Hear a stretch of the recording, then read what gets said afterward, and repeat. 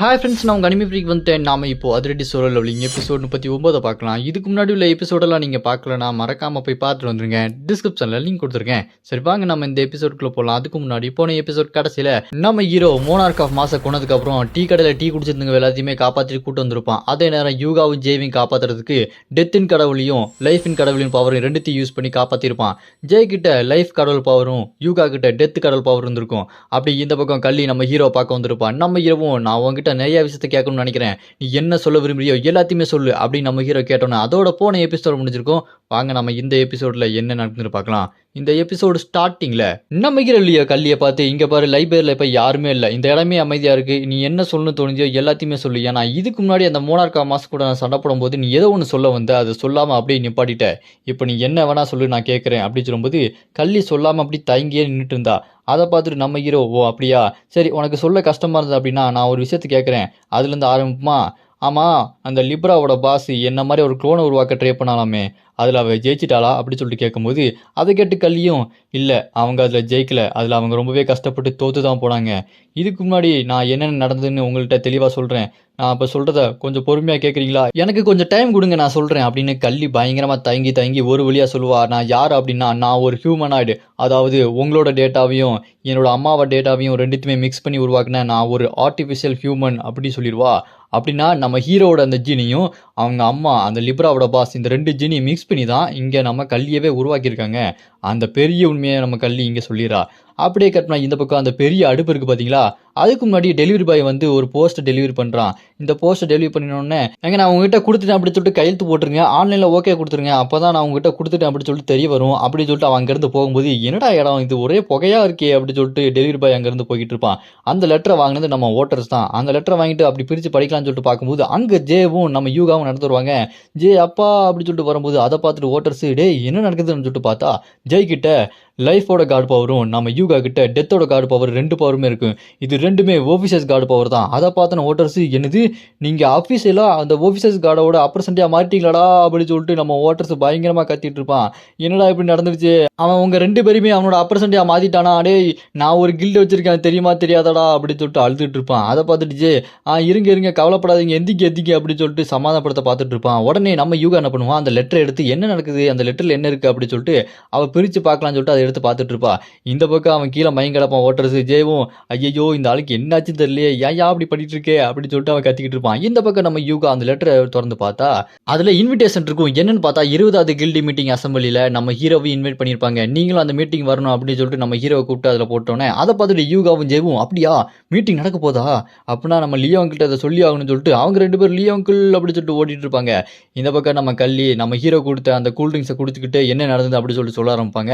அந்த லிப்ராவோட பாஸான இந்த Australia card இருக்கா பாருங்க, அவளுக்கு நல்ல பவர்ஃபுல்லான நிறையா க்ளோனை உருவாக்கணும்னு ஆசை. அந்த க்ளோனெல்லாம் உருவாக்கி அவர் ரொம்ப பவர்ஃபுல்லாக ஆகணும்னு நினச்சி க்ளோனை உருவாக்க ட்ரை பண்ணாலுமே அப்படி ட்ரை பண்ணி தோற்று தான் போயிருக்கா. அதை பார்த்துட்டு க்ளோன் உருவாக்க தான் ரொம்ப கஷ்டம், நம்ம என்ன தான் ஆக்வாகில்லஸ் அந்த வாட்டரை யூஸ் பண்ணி 2 டிஎன்ஏ மிக்ஸ் பண்ணி பண்ணாலுமே ஒன்றுமே பண்ண முடியாது, நம்ம வேணா க்ளோனை உருவாக்குறது பதிலாக நம்ம ஒரு புது உயிரியை உருவாக்கலாமே, நம்ம 2 பேரோட டிஎன்ஏ ஏதாச்சும் ஒரு டிஎன்ஏ மிக்ஸ் பண்ணி நம்ம புதுசாக ஒரு உயிரை உருவாக்கலாம்னு சொல்லிட்டு என்னோட அம்மா ஆஸ்திரேலியா இந்த மாதிரி பண்ணிட்டு இருந்தாங்க, அதில் தான் உருவானேன் நான், இந்த மாதிரி உங்களோட டிஎன்ஏயும் எங்கள் அம்மாவோட டிஎன்ஏயும் மிக்ஸ் பண்ணி ஒரு புது உயிராக உருவாக்குனாங்க, அதுதான் நான் அப்படின்னு சொல்லிட்டு பேசிட்டு இருக்கும்போது அதே இடத்துக்கு யூகாவும் ஜேவும் லிஃப்ட்டில் வந்து பார்த்தா அந்த இடத்துல நம்ம ஹீரோ இருக்க மாட்டான். நம்ம ஹீரோ எங்கே இருப்பாரு அப்படின்னு சொல்லிட்டு பார்க்கும்போது அங்கே ஒரு தனியாக அந்த லைப்ரரி ரூமில் சத்தம் கேட்கும், அதை அப்படியே ஒட்டு கட்டிட்டு இருப்பாங்க. என்ன நடக்குது அப்படின்னு சொல்லிட்டு யூகா பார்க்கும்போது அதை பார்த்துட்டு ஜே, ஏன் ஒட்டு கேட்குற அப்படின்னு சொல்லிட்டு கிட்ட வந்து பார்த்தா, உள்ளே ஏதோ பேசிட்டு இருக்காங்க அப்படின்னு சொல்லிட்டு கேட்கும்போது இங்கே நம்ம கள்ளி பேசுறத யூகாவும் ஜெயும் வெளியே நின்று கேட்டுக்கிட்டு இருப்பாங்க. நம்ம ஹீரோவும், ஓ அப்படியா சரின்னு சொல்லிட்டு நம்ம ஹீரோ கள்ளியை பார்த்து, எனக்கு ஒரு கேள்வி இருக்கு, அந்த லிபரோட பாஸாக இருந்தது ஜெனிஃபர் தான், அதுக்கப்புறம் தான் அந்த ஆஸ்திரேலியா கடவுள் அவளோட உடம்ப கண்ட்ரோல் எடுத்துச்சு, அது எப்படி கண்ட்ரோல் எடுத்துச்சு, அதுக்கப்புறம் மோனார்க்கோட பவர்லாம் எப்படி அதுக்கிட்ட இருந்தது, ஏன்னா அதுங்களாம் மிஸ்ட்ரி சொசைட்டி சேர்ந்த பவர்ஃபுல்லானது, இது எப்படி கனெக்ஷன் ஆச்சு அப்படின்னு சொல்லிட்டு கேட்டோன்னே அதுக்கு இங்கே கள்ளி சொல்லுவா, அதில் என்ன அப்படி பிரச்சனைனா மிஸ்ட்ரி சொசைட்டியை சேர்ந்த ஒரு மோனார்க்கு அவனோட மோனார்க்கோட பேரு ஸ்லாத்து. அவன் ரொம்பவே வீக்கானவன். அவனை அங்கேருந்து நீ பூமிக்கு போய் பூமியில உள்ள மற்ற மனுஷங்களெல்லாம் கொன்று ஸ்ட்ராங் ஆகிட்டு வா, நீ இவ்வளோ வீக்காக அங்கே இருக்கக்கூடாது அப்படி சொல்லிட்டு அனுப்பி வச்சாங்க. அந்த ஸ்லாத்து பூமிக்கு வரலாம்னு சொல்லிட்டு வரும்போது தான் என்னோட அம்மா லிப்ராவோட பாஸ் ஜெனிஃபர் அதை தடுத்து நிப்பாட்டுறதுக்கு முன்னாடி வந்து நின்னாங்க அப்படி சொல்லிட்டு இருப்பா. அந்த ஜெனிஃபர்ன்றவ நல்லவ தான். அதுக்கப்புறம் வந்து அந்த ஆஸ்திரியா கார்டு இருக்கா பார்த்தீங்களா, அவ தான் ரொம்ப கேடு கட்டவ. இப்போ இந்த லிப்ராவோட பாஸ் ஆன ஜெனிஃபர் ரொம்ப நல்லவளா என்ன பண்ணுவா, அந்த மோனார்க் ஆஃப் ஸ்லாத் அதை பூமிக்கு வரதை தடுத்து நிப்பாட்டுறதுக்கு சண்டைக்கு வந்து நிற்பா. அந்த அவளோட அந்த துலாம் ராசி பவர் மூலமா அங்கே இருக்க அந்த ஸ்லாத் மோனார்க்கை அடித்து நாக் அவுட் பண்ணிடுவா. அது அப்படி கீழே விழுந்தோடனே அதை பார்த்துட்டு அந்த லிப்ராவோட பாஸ் ஆன அந்த ஜெனிஃபர், உன் கதையை நான் இப்போவே முடிக்கிறேன் அப்படின்னு சொல்லிட்டு அவளோட கடவுளோட பவர் யூஸ் பண்ணி அந்த ஸ்லாத் மோனார்க்கை அட்டாக் பண்ணுறதுக்கு ரெடியாக இருப்பா. அப்படி அட்டாக் பண்ணும்போது அதை பார்த்துட்டு அந்த மோனார்க்கு, இல்லை என்னை விட்டுரு, என்னை உயிரோட விட்டுரு அப்படின்னு சொல்லிட்டு அது கெஞ்சிட்டு இருக்கும். அதை பார்த்துட்டு அந்த ஜெனிஃபர், என்னது உன்னை உயிரோட விடணுமா, அதெல்லாம் ஒன்று அவ்வளோ சீக்கிரம் உயிரோட விடக்கூடாது, ஏன்னா நீ பூமிக்கு வந்து பூமியில் உள்ள மக்களை கொல்லலாம்னு சொல்லிட்டு பார்த்துருக்க, இப்போ நீ என் கையால் சாக போகிற அப்படின்னு சொல்லும்போது அதை கேட்டு இந்த மோனார்க் ஆஃப் ஸ்லாத்து, இல்லை நான் ரொம்பவே வீக்கானவன், என்னை எங்கள் சொசைட்டிலே சேர்த்துக்க மாட்டாங்க, என்னை எப்படியாச்சும் இங்கேருந்து அனுப்பலாம்னு சொல்லிட்டு அனுப்பி வச்சாங்க, ப்ளீஸ் என்னை விட்டுருங்களேன், நான் வேணா இந்த இடத்த விட்டு போயிடுறேன், உங்கள் முன்னாடி நான் அதுக்கப்புறம் வரவே மாட்டேன் அப்படி சொல்லிட்டு கெஞ்சிட்டு இருக்கும்போது அதெல்லாம் பார்த்துட்டு அந்த ஜெனிஃபர், இங்கே என்ன நடக்குது, இவன் பேசுகிறதே ரொம்ப வித்தியாசமாக இருக்குது, மோனார்க் ஆஃப் ஸ்லாத்தா இருந்துட்டு இவன் இந்த மாதிரி மனுஷங்க மாதிரி நல்ல மாதிரி பேசிகிட்டு இருக்கானே அப்படி சொல்லும்போது அந்த மோனார்க் ஆஃப் ஸ்லாத் என்ன பண்ணும், ப்ளீஸ் விட்டுருக்க அப்படி சொல்லிட்டு கெஞ்சிட்டு இருக்கும்போது வாயை திறந்து மோனார்க் ஆஃப் டைம் கொடுத்து அந்த டைம் பவர் யூஸ் பண்ணி ஒரு மேஜிக் பவர் யூஸ் பண்ணுவான்.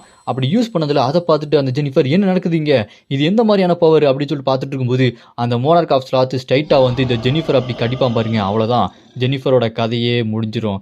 அப்படி முடிச்சதுக்கப்புறம் வாயில் இருக்கிற ரத்தத்தை பார்த்தா அது ஜெனிஃபரோட ரத்தம் தான். ரொம்ப கொடூரமாக நிற்பான் அந்த மோனார்க் ஆஃப் ஸ்லாத்து. இதுக்கப்புறம் என்ன நடந்தது அப்படி சொல்லிட்டு நம்ம ஹீரோ கேட்டு ஷாக்காயிருவான். அப்படியா, அந்த மோனார்க் ஆஃப் ஸ்லாத்து ஜெனிஃபரை கொண்டுட்டானா அப்படின்னு சொல்லி பேசிட்டு இருக்கும்போது அது எல்லாத்தையுமே வெளியே நின்று நம்ம ஜேவும் யூகாவும் கேட்டுட்டு இருப்பாங்க. அப்படி நம்ம ஹீரோ கிட்ட கல்லி, ஆமாம் அவங்க செத்துட்டாங்க, அவங்க செத்ததுக்கப்புறம் தான் லிப்ராவோட காடான அந்த ஆஸ்திரியா அவளும் சரி அந்த ஸ்லாத் இதுவும் சரி இது ரெண்டுமே மிக்ஸ் ஆகி அவங்கெல்லாம் ஒரே உடம்புக்குள்ளே வந்தாங்க.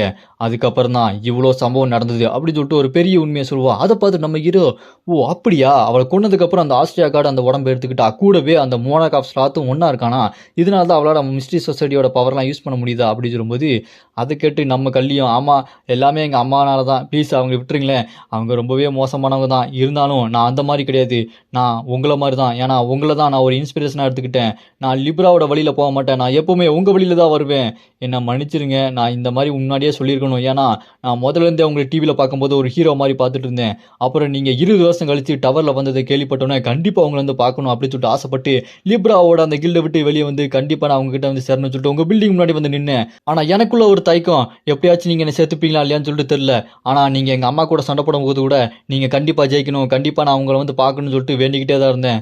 அவர் வழியாக அவங்கள வந்து பார்க்கும்போது இப்போ நான் கடைசியாக அவங்களோட கில்லில் வந்து சேர்ந்துட்டேன்.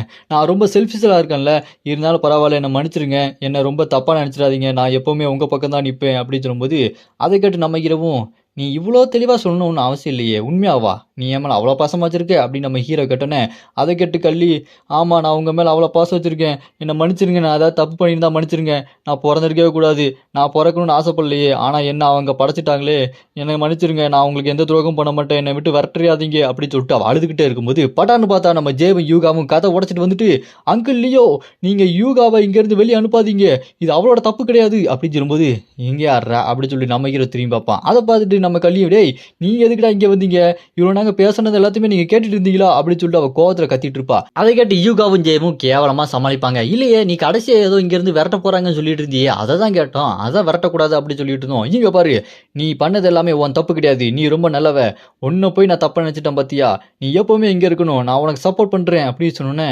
என்ன இவ இப்படி பேசுகிறாளே அப்படின்னு சொல்லிட்டு ரெண்டு பேரும் எமோஷனல் ஆகி கண்ணீர் விட்டுட்டு கட்டி பிடிச்சிட்டு, நீனும் நானும் கூட பிறக்காத அக்கா தங்கச்சி, உன்னை நான் விட மாட்டேன் அப்படின்னு சொல்லிட்டு பாசத்தை பொழிஞ்சிட்டு இருப்பாங்க.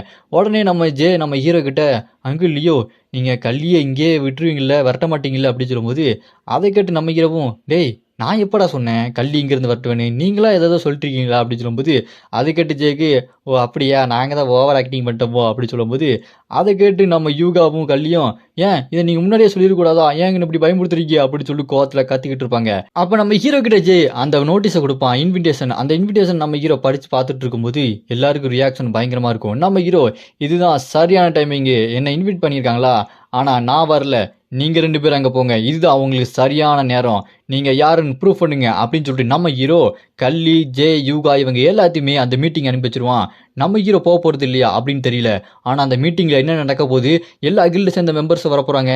ஆனா சில கில்ட சேர்ந்த பாஸே இல்லையே. அவங்கலாம் என்ன ஆக போறாங்க அப்படின்னு சொல்லிட்டு தெரியல.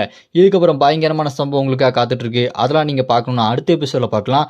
நான் அடுத்த எபிசோட ஆல்ரெடி அப்லோட் பண்ணிட்டேன். டிஸ்கிரிப்ஷன்ல லிங்க் கொடுத்துருக்கேன். மறக்காம போய் பாத்துருங்க.